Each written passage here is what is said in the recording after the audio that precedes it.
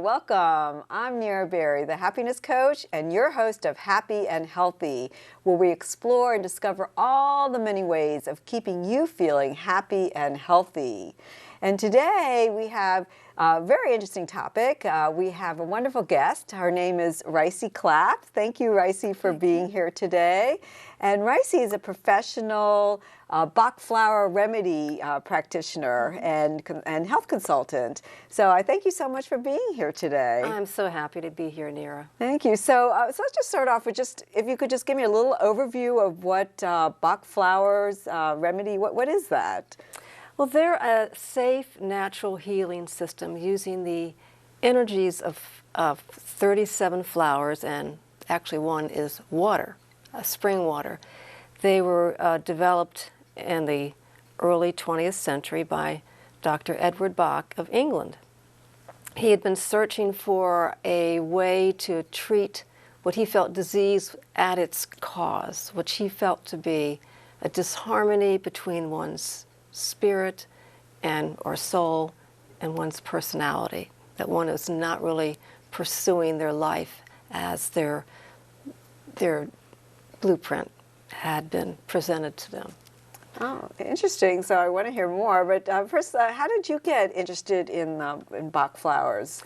It was during massage school in 1983 when there was a discovery of a lot of different healing approaches, and it just brought up among my classmates, and so I picked up a book, Heal Thyself by Dr. Bach, and read it, and I was really inspired and intrigued. So I started buying a few remedies, mostly to treat myself, because you use them not only for emotional states, to harmonize your emotions, but to work on your personality traits, to help balance them.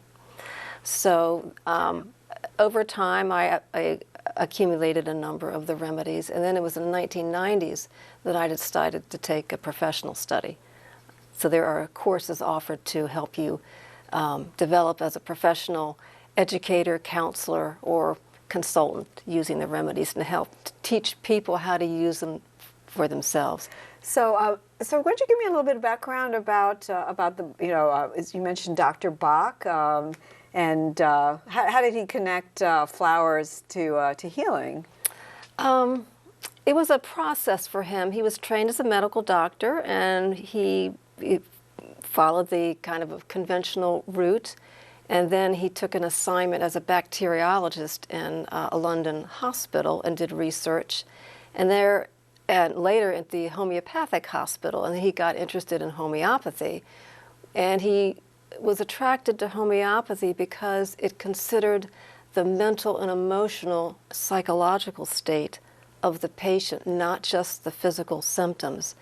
And he had always been a keen observer of people, and later he applied that to seeing his patients, where he started to really observe and understand the connection between a patient's mental and emotional state and their illness. That treating, most importantly, through homeopathy, the particular mental state of the patient, it would affect their physical symptoms and their disease course. He saw how one is linked to another. Absolutely, that mind-body connection. Yeah. This is in the early teens of the 20th century.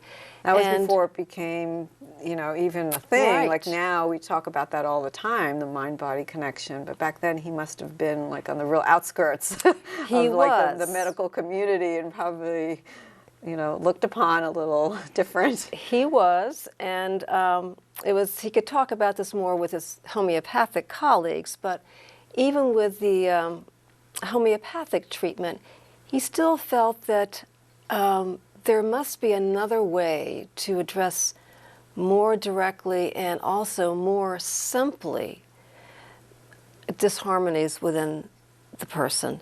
And so after a number of years, after having a successful practice and developing vaccines and homeopathic nosodes, which are used to this day, he sold his practice and went into the countryside, convinced that the flowers, the flowering part of the plant, which held the most promise held a certain energy that could be captured or harnessed and put into a remedy. And so he spent a number of years out in the countryside and had an inspiration one day. He saw dew on a flower, and he said, there must be something about that water clinging to the flower that might hold something promising. So as these things happen when any innovation is an inspiration, it's an inspiration behind it, he took the flower and he just put the flower to his tongue and tasted the water. And he did experience something. But moreover, going out into the field, he just sat in nature and observed certain plants and their environment and just kind of took their, so to speak, being in. But how did he know was it through testing, through multiple years that he connected one to let's say a healing of something? Nope, not at all. It did not follow any conventional path. Oh, okay. It was, this is the part where he actually did not share how he did this. His diaries were looked at after he passed away, that he actually could enter into a state and he could sense with his refined sensitivity the beingness of the flower and the healing potential which it held. In this case, they were virtues.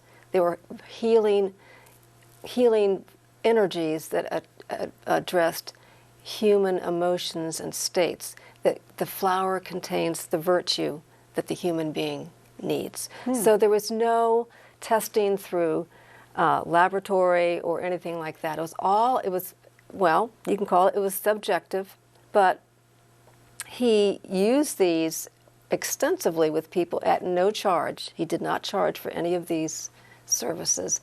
And he observed time after time that there definitely were changes. And he got to be so good at this, and because he was a physician, they were the only healing means he used to treat people with all kinds of diagnosable medical conditions. That's so interesting, but let me just skip back.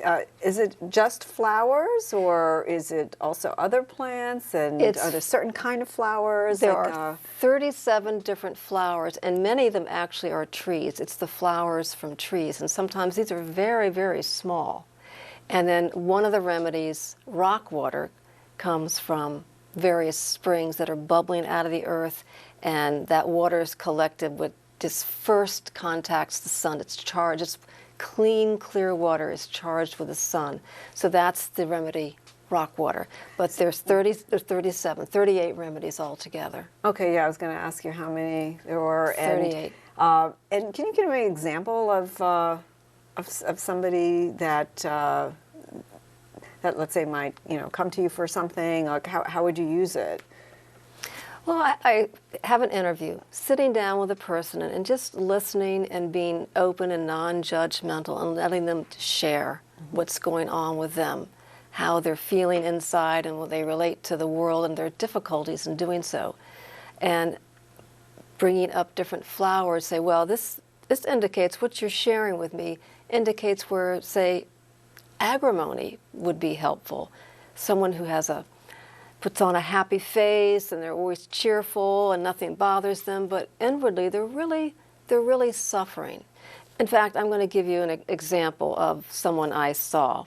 I'm a manual therapist, and I was treating this person who was a healthy, fit person for back pain, but they really weren't making much progress. And then I sent them to another person to help them with their movement re-education, Alexandra teacher. They still weren't making any progress. So I said, would you like to try the flowers? And they said, sure.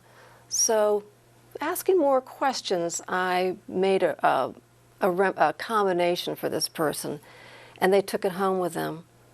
And they called me back about 2 days later and said, my back pain's all gone, and I also just feel easier and lighter inside.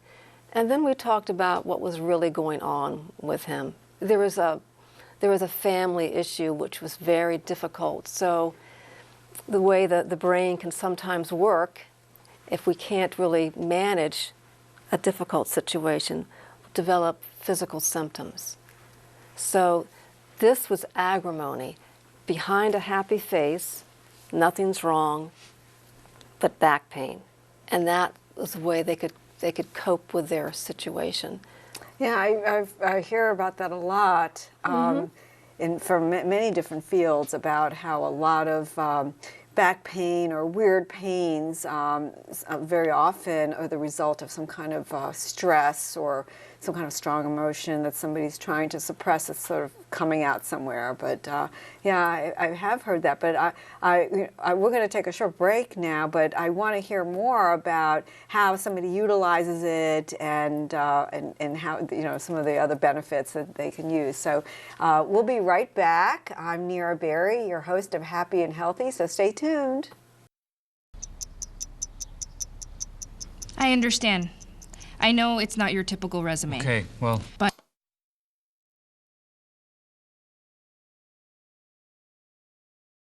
candidate. But I've been working double shifts just to pay for books. I've been raising my 2 little brothers. I'm determined, driven, motivated. Isn't that what you're looking for?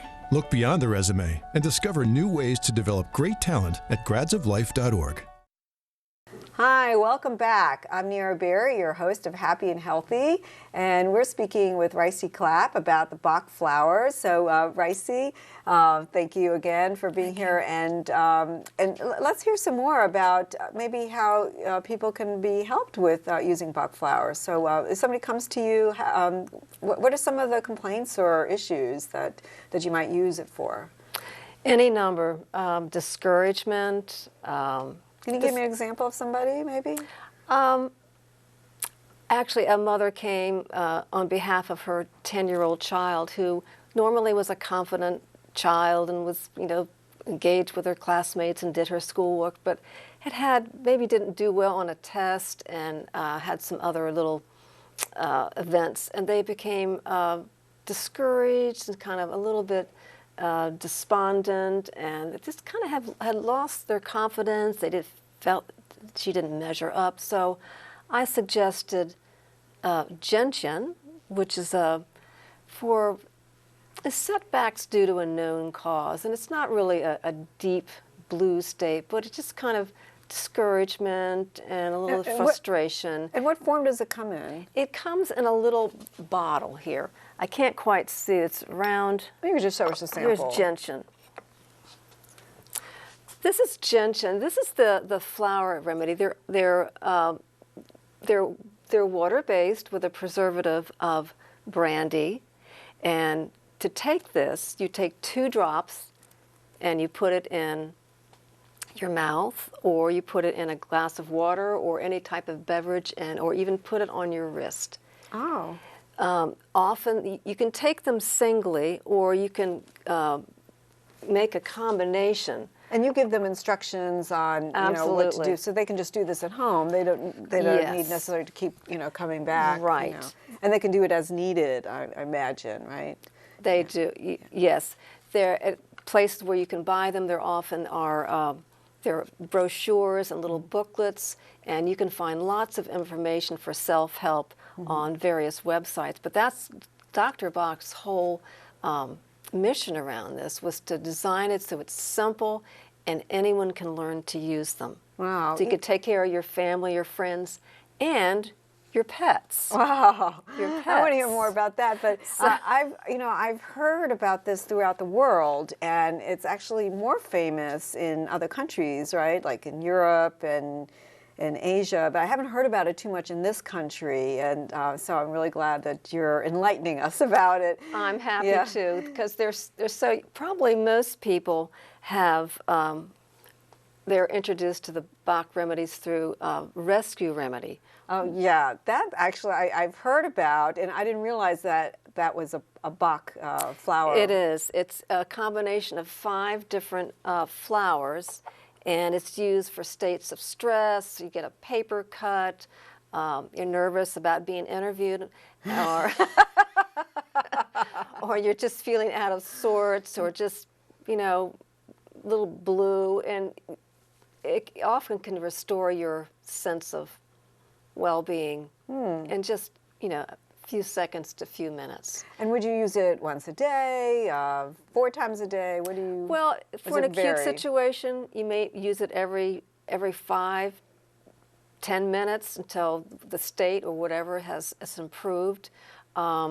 It's great for using with animals before taking them or on the way to taking them to the vet, because many animals get upset. So many veterinarians use rescue remedy to calm animals to within a, you know, a reasonable. So would that be the same one you just mentioned, that rescue remedy? Absolutely. They even make rescue remedy for pets that's a glycerin base, so the animal will be more likely to lick it out of your hand, or you don't want to expose the animal to alcohol. Also for children, you can give rescue remedy based in glycerin for children, so it tastes a little bit sweet. Okay, and can you overdo it? No. Like if, like, let's say you put too many drops in, or it is not possible to take too much. It's so safe that it will just not have an effect. It only provide the benefit, but not overdose. So people don't have to have any fear that they're going to take too much or it's going to do any harm for animals or for, you know, our loved ones. So what's like for children, let's say, what would be like the #1 use? Would it be that rescue remedy, or are there other ones that? Well, rescue remedy is certainly helpful. You know, for a number of children, sometimes in school or various types of lessons, they're not really quite present. They're just kind of daydreaming. And So there's something for focusing? It helps children to be more in the here and now and take an interest, and that's clematis. Clematis, the little climbing flower, wildflower. We see the domesticated varieties that are in our gardens around our houses, but clematis helps you focus more into the here and now. I feel like a lot of us could use that. Yes. In fact, it's one of the flowers in rescue remedy. If you're undergoing, say, some kind of stressful event or trauma, you need to stay in the present to be to respond most favorably. So. And can you mix them? Yes. In fact, often a combination of flowers is used to address when someone comes for a consultation. Usually it's several flowers, and I usually limit it to about 5 because there's only so many issues that we can respond to. And they don't cancel each other out, you know? No, there's some ways you would combine them, but usually the maximum would be 7, but sometimes maybe someone needs just 1 or perhaps 2 or 3, and that mostly you would use 1 or 2 for an animal. People, whether we're working on emotional disharmonies and or tempering our personality traits.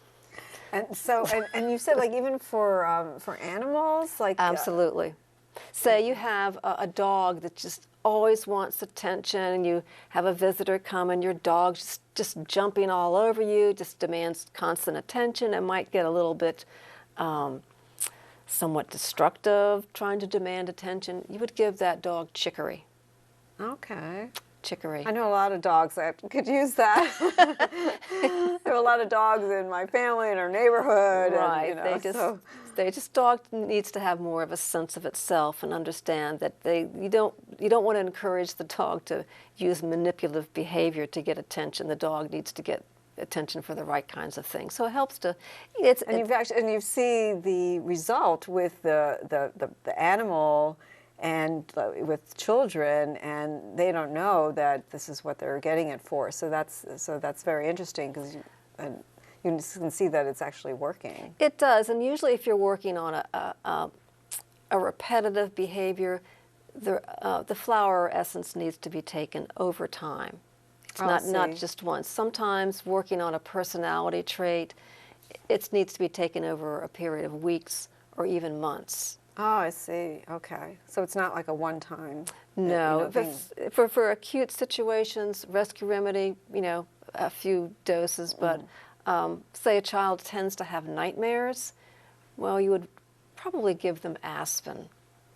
Give them aspirin as one to help keep them calmer and from all the different types of stimulations that can come through into a child's psychological arena. So I see that you have a whole, are these all of them here, the whole 38? There are 38. So is this something that, I imagine that most people wouldn't need all 38, but I imagine if you have children's and dog and, for all different situations, like it would be good to know and to have them available. It's amazing. Absolutely. And you can go online, you can find a whole chart of all the remedies and their indications, including a pet chart, an animal chart. Yeah. And that's not only for dogs, cats, any animal, but also farm animals. Wow. And did I read somewhere also plants? You can use them with plants. I have used them with plants. Plants that are ill, where it's a little extra you can give them when you try to correct the conditions that may be brought about their ill health. My weed whacker got out of control and got my rose bush. And it was, I sprayed it. I put some rescue remedy in a sprayer bottle, and I sprayed it and also watered it several times during the next couple days. And it really came back very well. Wow. And so do you recommend that somebody first come to see you and to really learn about what the different types of Bach flower remedies there are and what they could use, and then they can just self-manage it after that? Or do you feel like they need to come back? Usually they come back a couple times, or I follow up on the phone. It really depends on how interested they are in pursuing it and how much this particular approach to self-care appeals to them. But a number of people do learn how to use them. They'll buy books, they'll go online, like anything, with the more practice, the better you get. Although sometimes even people who use them regularly, we can't always be our own best counsel. Yeah. But we get to know ourselves and think, oh, I'm feeling pretty holly. I'm going to get that. Oh, I'm feeling willow. I need to take willow. Yeah. So you get to know these remedies, these flowers which represent virtue and helpmates. So does your body, let's say, build up a resistance to it if let's say you're using it for like 2-3 years?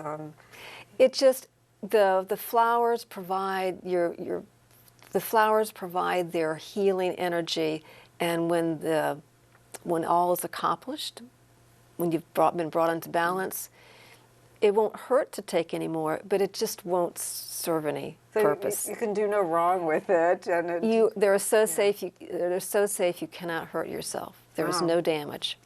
Sounds amazing. And so, if somebody wanted to find out more information or to contact you, how do you recommend that they reach you or get more information? The best way to reach me is through my website. I share with my clinic in Silver Spring, crossingshealing.com.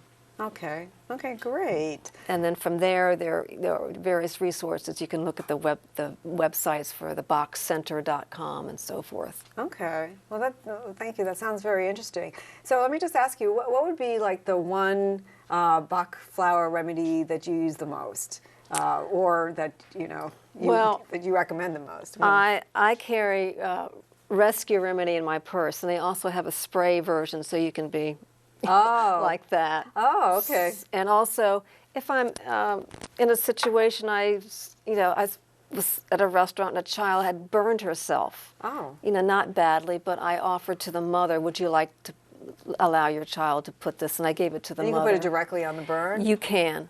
Oh, amazing. Or around it, if it's not, through the skin. But also the upset the child would feel from having the pain and the being startled. Yeah. So it helps to calm. Wow. Well, it's so nice to have, to learn about something else that we can put in our tool bag of life, to really help us manage and maneuver our way through the different aspects of our life, whether, going around the bend, you never know what can happen. So it's good to have, something else that we can utilize.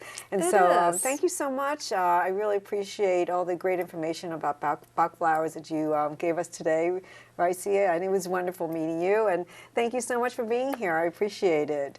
So thank you. I'm Nira Berry, your host of Happy and Healthy. And don't forget to stay tuned for our next segment called What's Good to Know. So we'll be right back. Stay tuned. Maybe you can make retirement happen.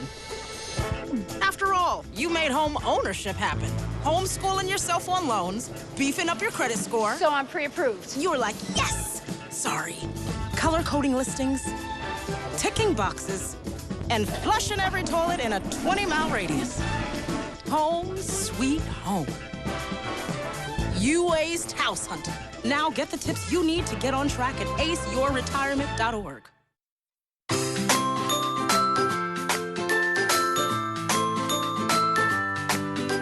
Hi, I'm Nira Berry, the happiness coach, and your host of Happy and Healthy.